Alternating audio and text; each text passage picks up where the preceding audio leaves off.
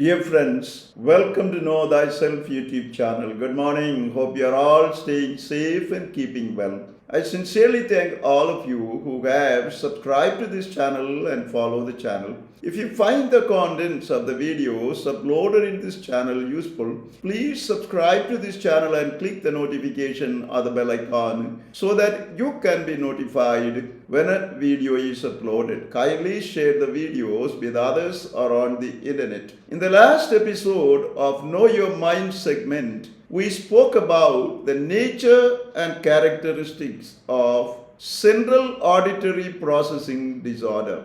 In this episode, we analyze the causes, diagnosis, and treatment of central auditory processing disorder. Causes of central auditory processing disorder. The exact cause of central auditory processing disorder is not known. However, specialists have identified possible risk factors, a combination of some of which could be the reason for the origin and development of CAPD. These risk factors include delays or problems with the development of the area of the brain that processes sounds, genetic determinants, hereditary characteristics, and family history. Age-related changes in the functioning of the central auditory nervous system, degenerative diseases that cause neurological damage to the central nervous system such as multiple sclerosis, epilepsy, other seizure disorders, stroke or Alzheimer's disease, infection of the brain and the nervous system from meningitis, impairment of auditory nerves because of severe head injury, recurring middle and inner ear infections, natal and postnatal problems such as lack of oxygen to the brain, premature birth, trauma during birth, low birth weight and jaundice, lead poisoning, damaging nerves due to exposure to neurotoxins from heavy metal or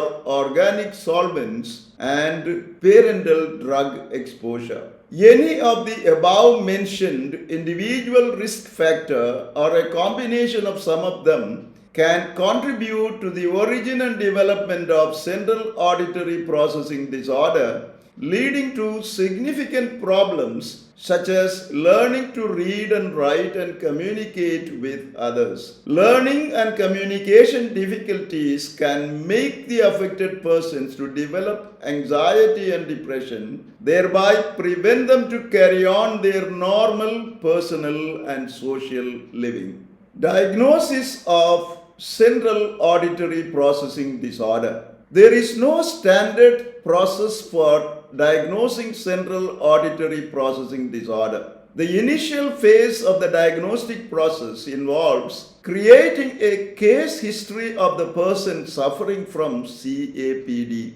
This includes evaluating the symptoms of CAPD manifested by the patient over a period of time, finding out when the symptoms originated, and identifying the possible risk factors that might have caused the condition. A number of specialists may be involved at the initial diagnostic level. A medical doctor may do the needed to assess the physical condition of the patient, particularly determining the health of the organs of speech and hearing. A psychologist may do tests to evaluate the cognitive function, while the speech language pathologist may evaluate verbal and written language skills. However, it is an audiologist who would make the actual diagnosis and determine if the patient is affected by central auditory processing disorder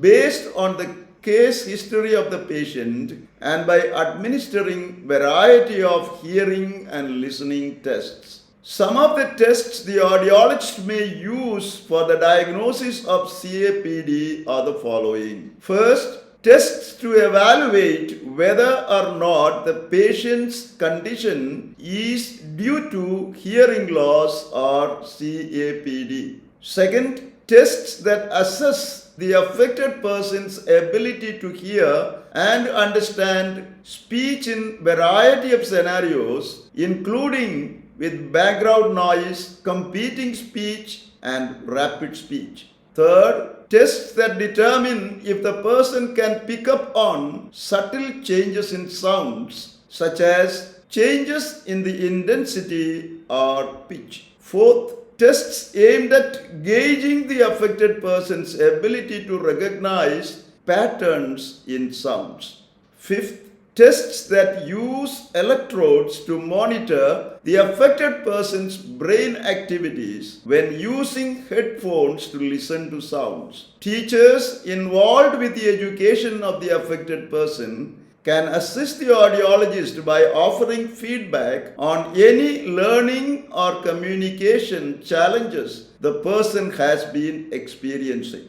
Based on the case history of the person and the test results, the audiologist would be able to determine if a person is suffering from central auditory processing disorder and create a treatment plan specific to that particular patient. Treatment of central auditory processing disorder. Central auditory processing disorder cannot be prevented, as many of the risk factors contributing to its origin and development are not within our control. Similarly, it cannot be completely cured.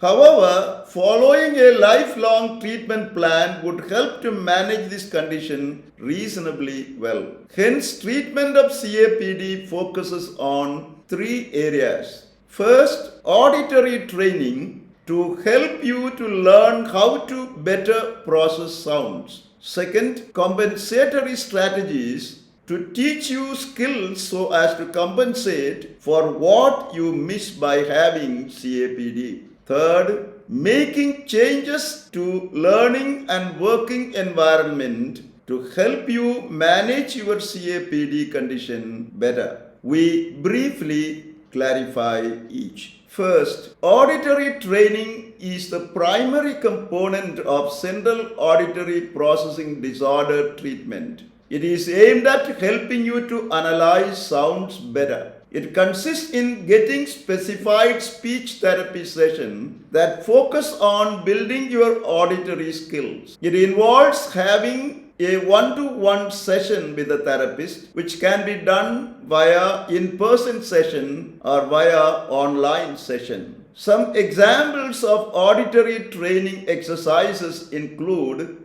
identifying differences in sounds or sound patterns, determining where a sound is coming from, focusing on specific sounds in the presence of background noise, and the like. Second, compensatory strategies can be both coping strategies and management strategies. By using coping strategies, you try to make up what you missed by having CAPD. Some of the coping strategies include using a recording device to capture communication, asking for more information about something you hear, using visual aids to organize information, and the like.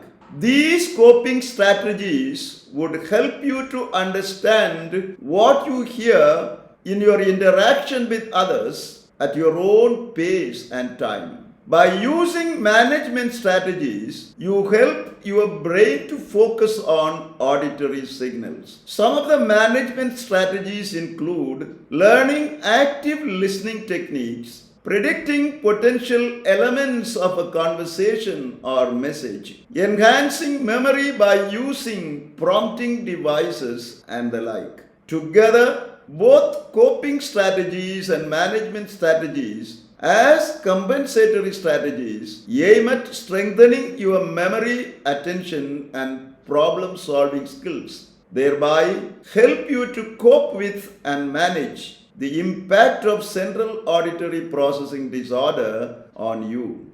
Third, making changes in your learning and working environments would also help you to deal with and manage your CAPD condition. Some of the changes in the surroundings include adjusting the furnishing of a room to make it less noisy, such as using a carpet instead of hard floors, avoiding things that generate background noise, such as fans, radios, or televisions, sitting close to the sound source in situations where communication is necessary, such as in your workplace or classroom, using visual aids in a classroom instead of just speaking, by asking people to speak more slowly or provide written instructions, and incorporating assistive technology like a personal frequency modulated or FM system,